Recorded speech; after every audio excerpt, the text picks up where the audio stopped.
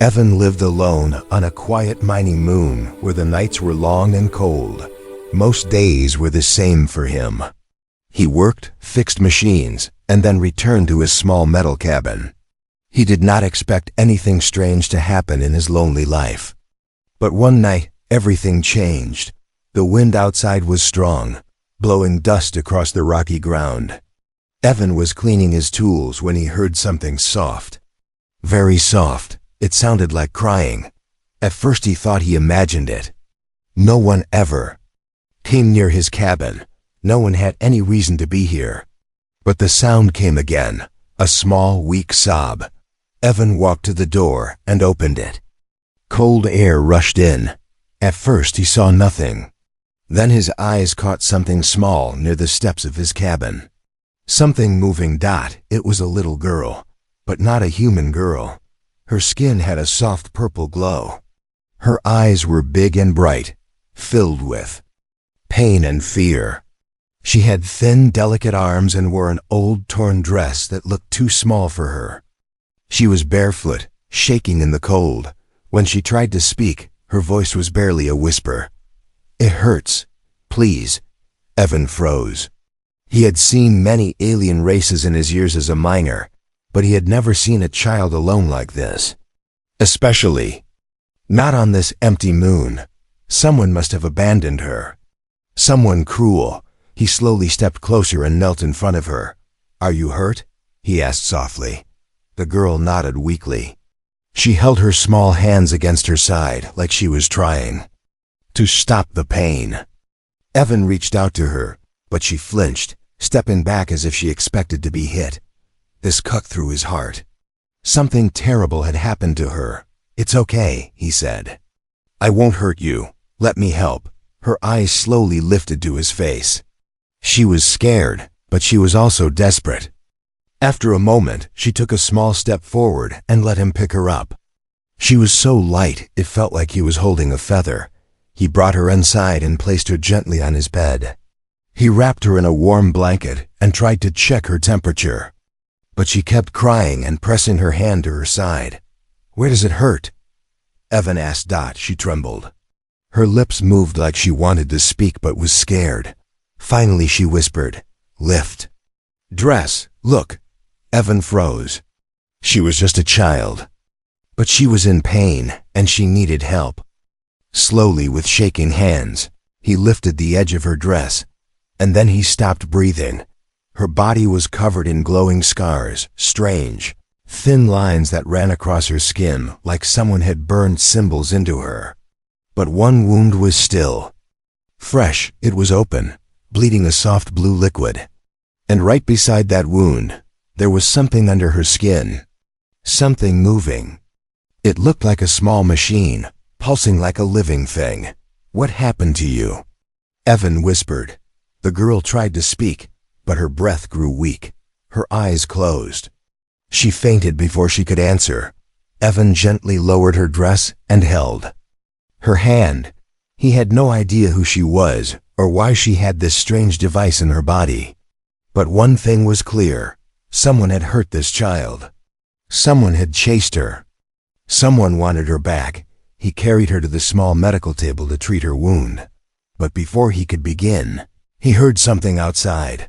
A deep rumble. Engines. Someone or something had landed near his cabin, and they were coming for the girl. Evan placed the tiny alien girl on his medical table, trying his best to stay calm. His hands were shaking, not because he was afraid for himself, but because he feared for her. She looked so small, so weak, and so tired. Her glowing skin had become pale, and her breathing was slow. Evan had treated many workers in the mines before, but he had never treated an alien child, with strange glowing scars and a machine under her skin. He took a small light and gently checked her wound. The blue blood had slowed, but the strange device under her skin kept pulsing. It looked like a living metal seed trying to push deeper inside her. It gave Evan chills. He had no idea who would place such a thing in a child. Just then, the girl's fingers moved.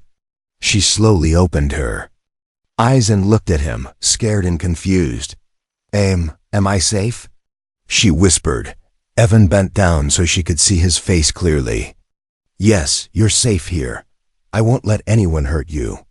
The girl swallowed hard. Her voice trembled as she whispered, They are coming." Evan knew she was right. He had heard the engines outside. Whoever left this device inside. Her body was not far away. He asked softly, "What's your name?" She hesitated, like speaking her name might bring danger. Then she whispered, "Lyra." "Lyra," Evan repeated gently. "I'm Evan. I want to help you. But you must tell me, who did this to you?" Lyra looked around the room, scared someone else was listening. Evan turned off the cabin lights except for the small lamp above the table, making the room feel safer and warm. She took a slow breath and said, "I escaped. From a place where they take children like me. They test us. They hurt us. They put machines inside us." Evan's heart grew tight. "Children? Tested? Machines? How did you get here?" he asked. Lyra closed her eyes as if remembering caused her pain. "I ran. There were alarms everywhere. They chased me. I hid inside a cargo ship. It landed on this moon. I climbed out when the humans were not looking." She looked at him with fear. Some humans helped them. Not all humans. But some. Evan felt anger rise in him. Humans helping to harm children? He couldn't believe it, but Lyra was too. Scared to be lying. Something dark was happening far beyond this small moon. He looked at the device again. It blinked faint red. When he touched near it, Lyra cried out and grabbed his arm. "No, it hurts. It burns when someone touches it." Evan slowly pulled his hand back. "It's okay, Lyra. I won't touch it again. But tell me, what is it?" Lyra lifted her small hand and pointed weakly. "It's a tracker. They use it to find us. If it stays inside, they will come." Evan understood immediately. The device wasn't just dangerous. It was calling the hunters right to his cabin. Lyra's breathing grew faster. She grabbed his sleeve tightly and whispered, "Don't let them take me back. Please, please." Evan held her hand. "They won't. Not while I'm here." He lifted her gently and carried her to a hidden room beneath his cabin floor. It was a small old storage bay he used for tools and spare parts. Cold, but safe. No scanners could detect anything down here. He placed Lyra on a soft blanket and closed the hatch above them, leaving only a small lamp on. "Rest now," he said softly. "I'll protect you." Lyra looked at him with eyes full of fear and hope. "They never stop," she whispered. "They will come. They always come." Evan stood up slowly, his jaw tight. "Then let them come." Above them, the ground shook as footsteps approached his cabin. The hunters had arrived. The ground continued to shake above Lyra's hiding place as Evan climbed out of the storage bay. He closed the hatch slowly and placed a heavy metal box on top of it so it looked like nothing was hidden beneath. The lights in his cabin flickered from the vibrations outside. Whoever had landed was not trying to be quiet. They wanted him to know they were here. Evan moved to the window and peeked outside. At first, all he saw was dust blowing in the cold wind. But then dark shapes appeared through the haze, 3 tall figures walking toward his home. Their armor was black and silver, shining under the moonlight. Their helmets had glowing red visors shaped like angry eyes. These were no ordinary beings. They were trained hunters. Professional trackers. Ruthless. One of them lifted a scanner that beeped loudly and pointed at Evan's cabin. They were here, a deep voice said. "The signal stops near this building." Evan stepped away from the window and took a slow breath. He grabbed his old mining rifle, a weapon he had not used in years. He did not want to fight, but he would defend. The child hiding beneath his feet. A hard knock hit the metal door. Bang. "Open up," a voice shouted. "We know someone entered your area. We tracked her to your home." Evan opened the door only a small crack. "What do you want?" The leader stepped forward. His armor was heavier, marked with strange alien symbols. A dangerous creature escaped from a restricted facility. A small one, purple skin, glowing scars. His visor tilted slightly. "Have you seen her?" Evan kept his face calm. "I've been working all day, haven't seen anything." The hunter stared at him in silence. Evan could feel the man's suspicion like a knife against his throat. One of the other hunters moved behind Evan's cabin, scanning the area. "The signal stopped exactly here," he growled. "She's close." The leader pushed the door wider and stepped inside. "Move," he ordered. Evan blocked him. "This is private property." The leader leaned close. "Step aside, human. She is not a child. She is property, our property. And we will take her back." Evan's jaw tightened. Property. They truly did not see Lyra as a living being. "No." "One entered my cabin," Evan said firmly. The hunter stared at him for several long moments. Then, without warning, he pushed Evan aside and entered the cabin. The others followed him in, scanning every corner with red beams. Evan clenched his fists but forced himself to stay calm. If he attacked first, they would kill him. And then they would take Lyra. One hunter kicked open the storage box. Another scanned the bed. The leader ripped open cabinets and threw things across the floor. Evan kept his eyes blank. "Like I said, no one's here." After a long search, the hunters regrouped in the center of the room. One of them tapped his scanner again. "The signal stopped," he said. "She must have removed the device." The leader cursed under his breath. "This little pest is smarter than she looks." Evan felt hope rise. If they couldn't detect the tracker, then Lyra was safe for now. The leader turned toward Evan again. "If you see her, human, you will inform us." Evan did not blink. "Sure." The leader stepped close and whispered, "Lying to us is a death sentence." Then he turned and signaled his team to leave. They exited the cabin slowly, scanning everything outside as they walked away. But before leaving, one hunter looked back at Evan and pointed at his eyes. A silent warning. As their ship lifted into the night sky, Evan rushed to the hatch and opened it. Lyra was curled under the blanket, shaking. "Are they gone?" she whispered. "For now," Evan said. "But they will come back." Lyra covered her face with her small hands. "I told you. They never stop." Evan knelt beside her. "Then we'll make them stop." And for the first time, Lyra looked at him with something more than fear. She looked at him with hope. Evan guided Lyra out of the hidden storage bay and into the warmer part of the cabin. Her tiny arms clung to his shirt like she feared he would disappear.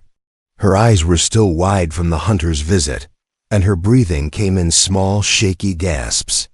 Evan placed her gently on a chair near the heater, wrapped another blanket around her, and gave her a cup of warm herbal drink. Lyra held it with trembling hands. "They will return," she whispered. "They always return." Evan crouched beside her. "Maybe they will. But next time, we will be ready." Lyra shook her head. "No one can fight them. They have ships, weapons. They have power." Evan pointed at her wounded side. "You have something too, something they fear. That is why they mark you, and why they want you back." Lyra lowered her head. "No, I don't want this. Power. It hurts. It breaks things. It breaks me."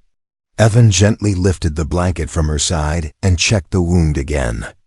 The glowing scars around the implant had begun to pulse faintly, like soft lightning crawling under her skin. It was beautiful and terrifying at the same time. "Lyra," he said quietly, "I need you to tell me the truth. What is this power they are after?" Lyra hugged herself, her whole body shaking. "They tested us every day," she whispered. "They made us push, pull, lift things with our minds. Sometimes sparks came out of our hands. Sometimes lights broke on the walls. When we cried, they hurt us more. They said we were dangerous. But we are children. We did not know how to control it. Evan felt anger burning inside him. Children treated like experiments, like toys for cruel people. Lyra continued, her voice barely a breath.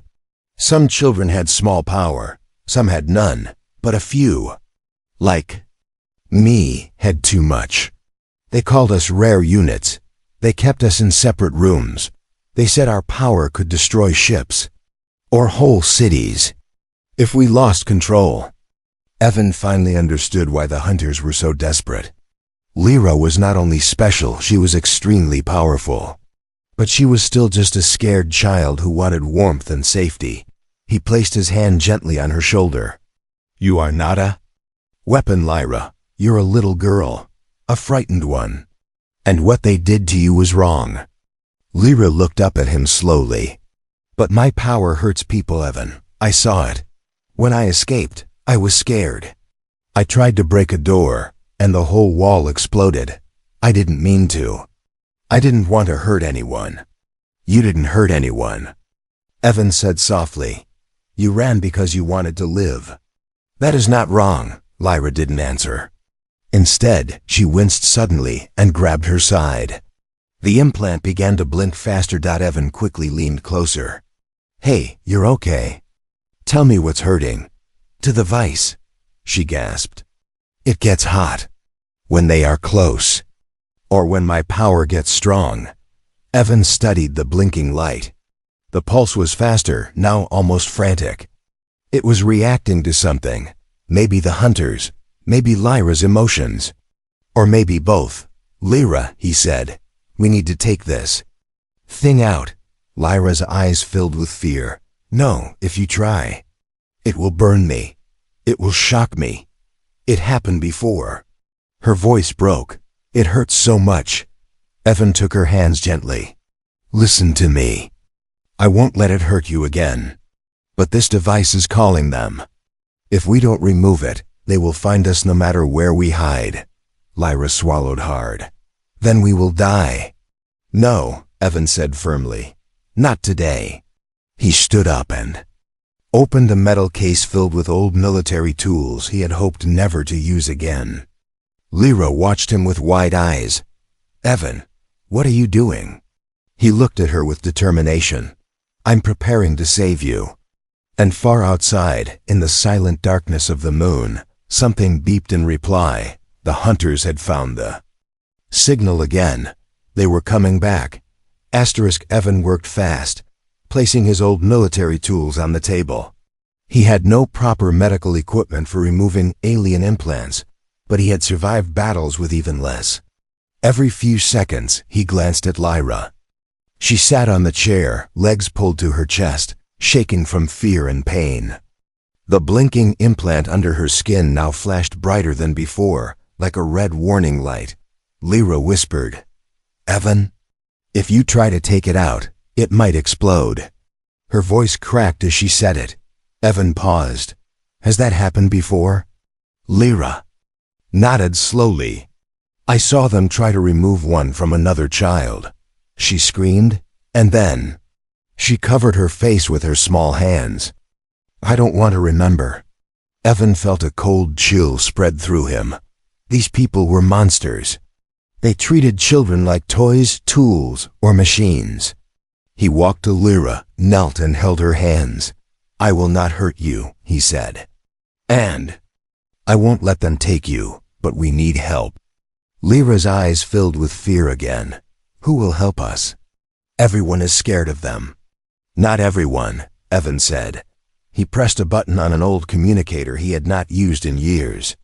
Static filled the room. Then a deep voice answered. Evan? It's been a long time. Evan took a breath. Jox, I need you. Jox was an old friend, a human soldier who worked in secret rescue missions around the galaxy. He never ignored Evan's calls. Not then, not now. What's wrong? Jox asked. Evan looked at Lyra. I found a child, an alien girl. She's wounded. And she has a tracker inside her, a dangerous one. There was silence on the other end. Then Jox spoke again. Voice sharp. Send me your location. We're coming. Evan sent the coordinates. Then he turned to Lyra. Help is on the way. Lyra stared at him with tears in her eyes. Really? Humans will help me? She said it like she could hardly believe it. Evan gave a small smile. The good ones will. Minutes passed slowly. Lyra tried to rest, but pain made her tremble. Evan cleaned her wound again, using warm cloth and soft hands. He talked to her about simple things, warm meals, stars in the sky, quiet nights. Anything to distract her from the fear. Suddenly, a loud noise echoed outside. A ship, but not the hunter's ship. This one had a deeper, heavier sound, military grade. Evan rushed to the door and opened it.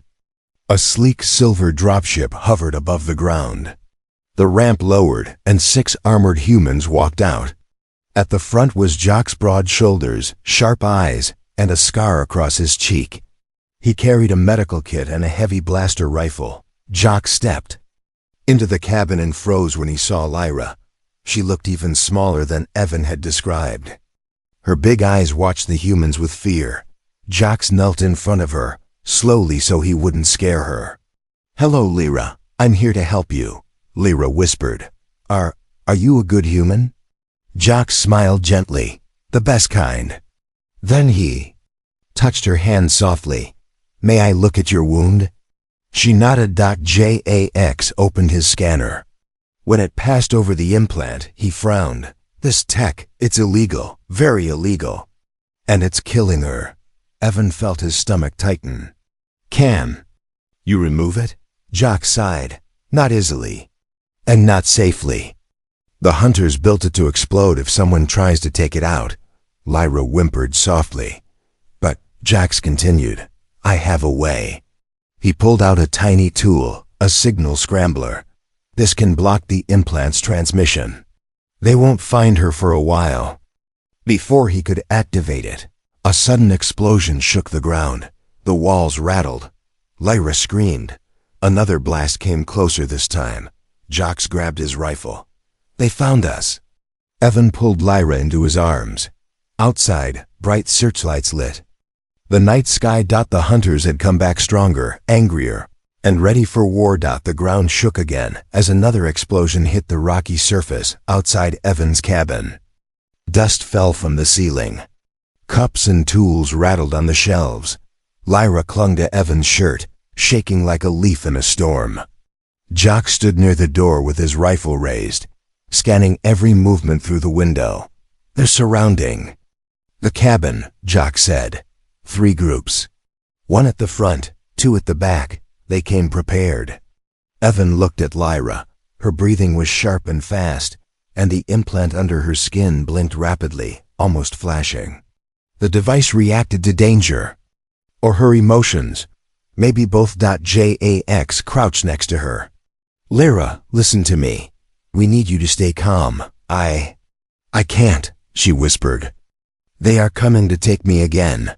Tears rolled down her cheeks. I don't want to go back. I don't want to be hurt. Evan held her shoulders. They won't take you, not while we're here. But even as he said the words, the cabin walls trembled again. The hunters had started cutting tools, large metal claws that sliced through steel like butter digging into the back wall. They'll be inside in minutes. Jock said, we can't defend this place forever. Evan looked at Jox, then back at Lyra. We need to run. Jox nodded. The ship is fast, but we need to get her there before the hunters cut us off.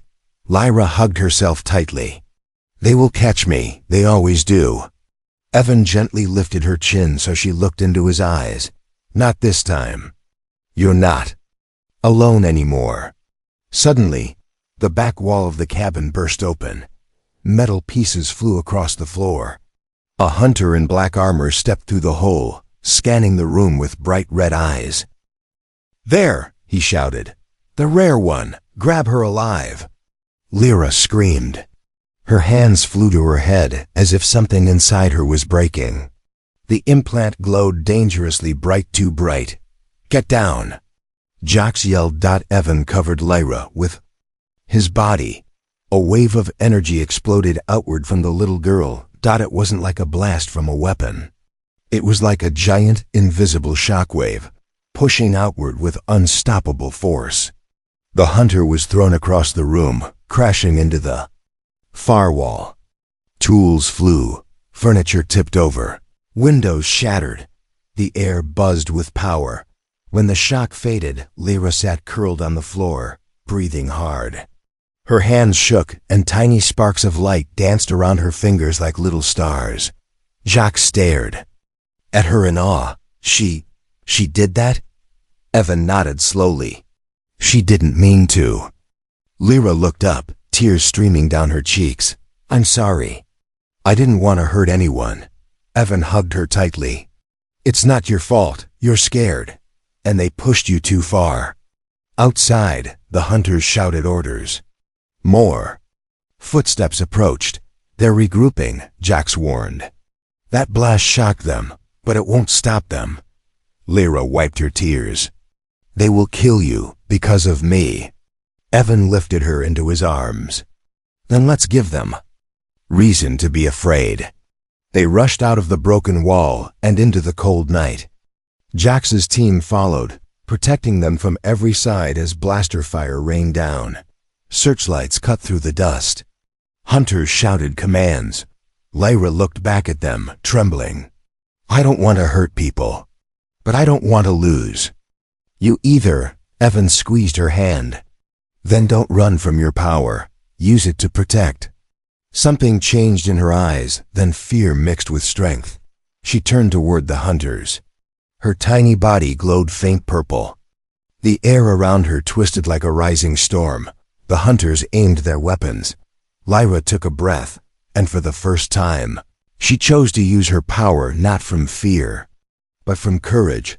A bright light filled the night sky as Lyra's true strength. Awakened. The night sky glowed with a strange purple light as Lyra's power spread across the rocky moon surface. The hunters froze, unsure whether to fire or run. Their armor scanners beeped loudly, warning them that the energy around the tiny girl was rising far beyond safe levels. Evan stood beside her, shielding her with his body, even though he knew he could not truly stop her power. Jax and his team formed a protective circle around them, weapons raised, ready to fight to the last second. But the battlefield had already changed because of Lyra. Lyra's small hands shook as she lifted them. Slowly. She was crying but determined.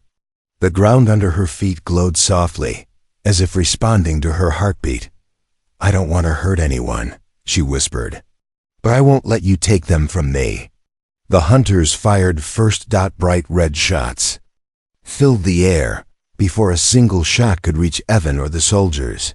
A shimmering purple shield formed around them, a perfect sphere. The blaster fire hit the shield and vanished like dust, hitting water. Jax stared in disbelief. She's controlling it. Evan looked at Lyra with pride and concern. You're doing great. Don't stop. Lyra wiped her tears and stepped forward. Leave us, she said softly. Her voice echoed strangely, almost like 1,000 children spoke with her. Go back. Never come for me again. The hunters hesitated, but only for a second. Their leader growled and aimed a heavy cannon at her. Take the girl, he shouted. Full force. Before he could fire, Lyra raised her hand. A wave of purple light shot outward. It wasn't violent. It wasn't destructive. It was simply powerful. A force that came from her heart, not from fear. The hunters were thrown back like leaves. In a storm, their weapons flew from their hands.